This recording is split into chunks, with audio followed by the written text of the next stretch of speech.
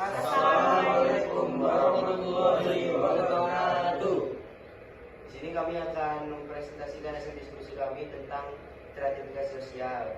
Sebelumnya kami akan memperkenalkan nama anggota kelompok kami. Nama saya Wildan Hasan Siregar. Nama saya Bagas Setiawan. Saya Ahmad Iqbal Putra. Saya Muhammad Sabrina.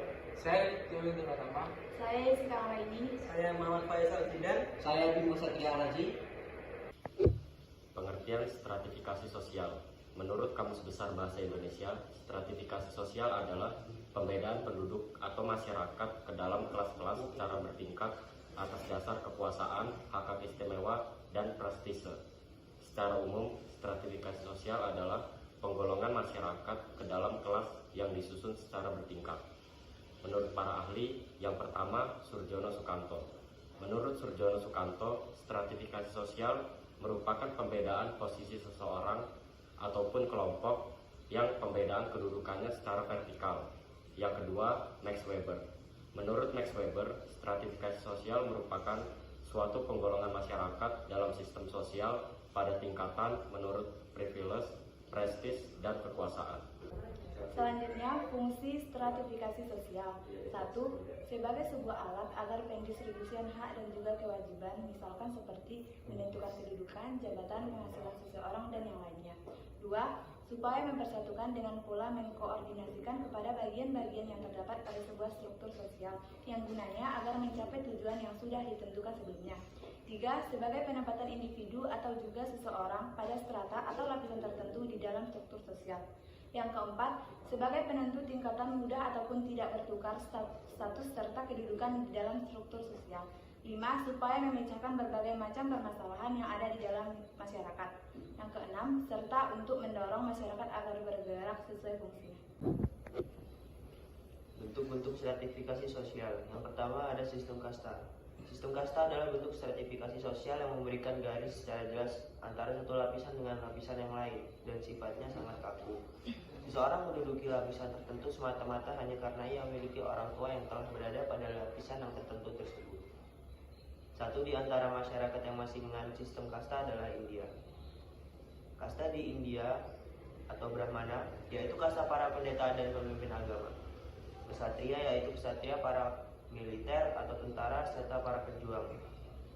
Waisya yaitu kasta para pedagang, petani dan pekerja kantor. Sudra yaitu kasta para pembantu rumah tangga dan buruh tani. Selain 4 kelompok kasta di atas, masih ada lagi yang disebut dengan Harijans. Mereka yang termasuk kelompok ini adalah individu yang berada di luar kasta atau kaum orang miskin. Dalam setiap kasta ada lagi subkasta yang jumlahnya sangat banyak. Sistem kelas. Dalam stratifikasi dengan sistem kelas bersifat dinamis dan fleksibel. Kelas sosial bukan warisan dari keluarga karena setiap individu dapat memperolehnya dengan usaha. Dalam kelas, perubahan lapisan antara satu orang dengan orang lain sangat bervariasi dan bersifat terbuka.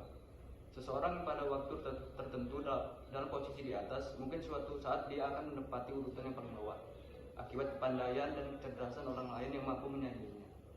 Pembagian kelas pada umumnya didasarkan pada kriteria ekonomi, sosial maupun politiknya. Sifat-sifat stratifikasi sosial. A. Ascribed status. Status ini diberikan tanpa memandang kemampuan atau perbedaan antar individu dan diperoleh secara turun-menurun melalui kelahiran. Contoh status ini adalah keturunan bangsawan. B. Ascivo status. Status ini dicapai dengan usaha yang sengaja dilakukan. Kedudukan ini sifatnya juga terbuka dan tergantung kemampuan, seperti dokter, guru, dan sebagainya. C. Achievement status. Status ini diperoleh melalui penghargaan atau pemberian atas jasa-jasa tertentu. Contoh kedudukan jenis ini adalah pahlawan atau peraih Nobel. Selanjutnya adalah materi dasar stratifikasi sosial. Kriteria penggolongan masyarakat dalam suatu lapisan dibagikan berdasarkan beberapa tingkat. Pertama adalah kekayaan. Contohnya adalah ketika seorang membeli sesuatu seperti kaos Gucci atau tas kulit, maka status sosialnya dalam suatu kelompok akan naik. Kedua adalah kekuasaan. Ketika seseorang mendapatkan kekuasaan seperti terpilih menjadi presiden atau menjadi anggota DPR, mereka akan mendapatkan kenaikan dalam lapisan sosial yang tinggi karena orang-orang yang memiliki kekuasaan memiliki kemampuan untuk mengatur orang lain. 3. Kehormatan. Umumnya orang-orang akan menghormati seseorang yang memiliki kehormatan lebih tinggi di suatu lingkungan sosialnya, seperti pemimpin dan dokter. 4 adalah ilmu pengetahuan. Semakin pintar seseorang, semakin tinggi status sosial seseorang dalam suatu masyarakat. Contohnya, para mahasiswa biasanya lebih dihormati daripada lulusan SMA. Menurut Sujarno Sukanto, sifat stratifikasi sosial dapat dibedakan menjadi 3 bentuk.